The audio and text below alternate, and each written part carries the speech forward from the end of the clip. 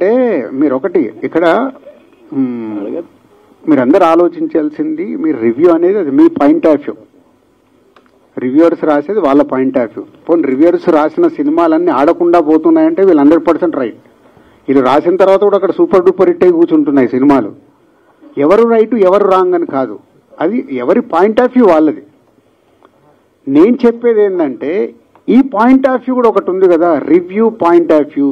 So కొత్త వాళ్ళతో చేసినప్పుడు కొత్త వాళ్ళమైతే అప్పుడు వింటారు, ఏమ్మా ఇది ఈ స్క్రిప్ట్ రివ్యూ వాళ్ళకు కూడా ఇచ్చి వాళ్ళ పాయింట్ ఆఫ్ వ్యూ చూడాలని.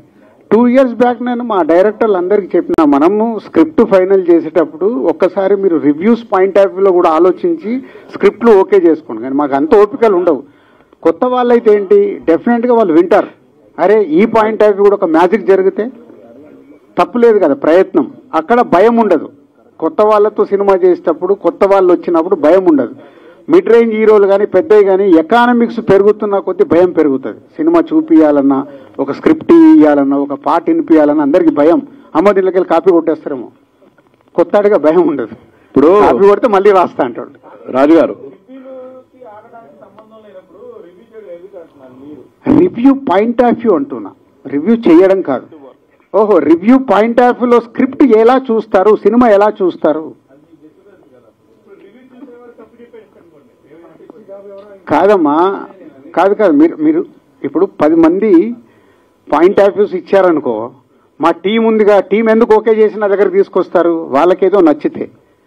అలాగే అన్ని తీసుకున్నప్పుడు ఏది రైట్, అల్టిమేట్ జడ్జిమెంట్ నేనే తీసుకుంటా. అది ఇది రైట్ ఉంది, ఇది రాంగ్ ఉంది, ఓకే ఈ పాయింట్ ఆఫ్ వ్యూ కూడా మీరు ఒకవేళ చూస్తే యూజ్ అవుతుందేమో. మీ అందరికీ షాకింగ్ ఏంటంటే ఇవన్నీ కాదు, ఫ్యూచర్లో ఏ వస్తుంది, ఇంకో 3 years 4 years 5 years మొత్తం మారిపోతుంది. సో మనం ఇప్పటి నుంచి ఓహో ఒక్కొక్క స్టెప్ ముందుకెళ్తూ వెళ్ళడమే, దాని తప్పు లేదని నా ఉద్దేశం. దిల్ రాజు గారు, మీ డ్రీమ్ బాగానే ఉంది, మీ ప్రాజెక్ట్ అంతా బాగుంది. నా క్వశ్చన్ ఏంటంటే, ఇప్పుడు రమేష్ అన్నట్టు ఇంతకు ముందు హిందీ సినిమా ఉంటూనే భోజ్పురి లాంటి సినిమాలు వచ్చినాయి. ఇక్కడ కూడా తెలుగు సినిమా ఉండేని ఎవడొద్దనట్లేదు ఎవరిని, కానీ తెలంగాణ సినిమా రావడానికి మీరేమైనా కృషి చేస్తారా? చేసే ఆలోచన ఏమైనా ఉన్నదా? చేస్తే మంచిది కదా. నేను ఇప్పుడు మళ్ళీ మీరు కాంట్రవర్షియల్లోకి తీసుకెళ్ళాలి. కాంట్రవర్షి కాదు, ఇదే ఒరిజినల్. నో కాంట్రవర్షి కాదు, క్లారిటీ ఇవ్వండి అంతవరకే. ఒక్క నిమిషం, బీయింగ్ తెలంగాణ ప్రొడ్యూసర్, ఇవాళ టాప్ ప్రొడ్యూసర్ మీరు.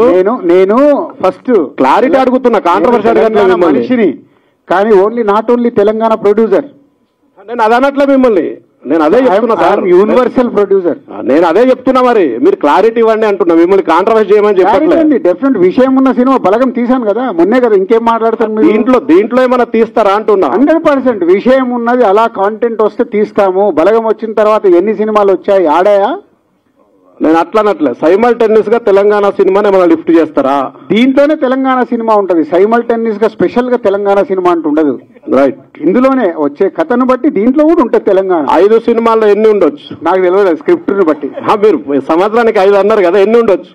స్క్రిప్ట్ ని బట్టి. అద్భుతమైన స్క్రిప్ట్ వచ్చింది అనుకో 1 ఉంటాయి 2 ఉంటాయి. స్క్రిప్ట్లే రాలేదనుకో, అద్భుతం అంటే ముందు మేము సాటిస్ఫై అవ్వాలి కదా. బలగం నేను సాటిస్ఫై అయ్యాను కాబట్టి మీరు బలగం చూసిన తర్వాత మాట్లాడుతున్నారు. దాని వెనక ఎంత జర్నీ ఉంది మీకు తెలియదు కదా అది. సార్ రాజు గారు, మొన్నటి వరకు కొత్త వాళ్ళకి డిఆర్పి ప్రొడక్షన్ ఉందని చెప్పారు, ఇప్పుడు దిల్ రాజు డ్రీమ్స్ అని అంటున్నారు. ఇప్పుడు డిఆర్పి ప్రొడక్షన్ ఇప్పుడు ఓన్లీ మిడిల్ సినిమాలకే పరిమితం అవుతుందా, కొత్త సినిమాలు కూడా తీసుకుంటుందా?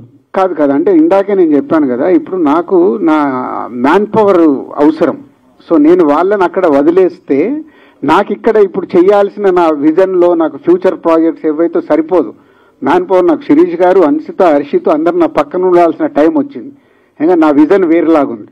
25-26 నుంచి సో ఇవాళ సినిమా చాలా పెద్దది అయిపోయింది.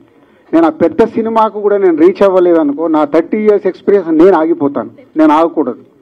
నాకు విజన్ ఉంది, ఆ సినిమాలు చేస్తూ ఇటు కంటిన్యూ అవుతూ అది వదిలిపెట్టద్దు. నాకు చాలా కత్తి మీద సామన్నట్టు, ఇది కావాలి అది కావాలి, ఆడా ఉంటా ఈడా ఉంటా లాగా. రాజుగారు, ఈ డ్రీమ్ ఎప్పుడు స్టార్ట్ అయింది? ఇది ఓన్లీ తెలుగు ఇండస్ట్రీ వరకు రీజనల్ అదర్ లాంగ్వేజ్ లో? ఆల్ లాంగ్వేజెస్ అంటే ఆల్ లాంగ్వేజెస్ కూడా నేను ఎలా డిజైన్ చేస్తున్నానంటే, ఇప్పుడు మొన్నే ఇప్పుడు గేమ్ చేంజర్కి తమిళనాడులో ఆదిత్యరామ్ గారితో అసోసియేట్ అయ్యాను. ఆదిత్యరామ్ మన తెలుగు ఆయన, ఆల్రెడీ తెలుగులో 4 సినిమాలు చేశాడు. ఇప్పుడు తమిళనాడు నుంచి కూడా వచ్చాయనుకో, నేను వెళ్ళి చెయ్యలేను.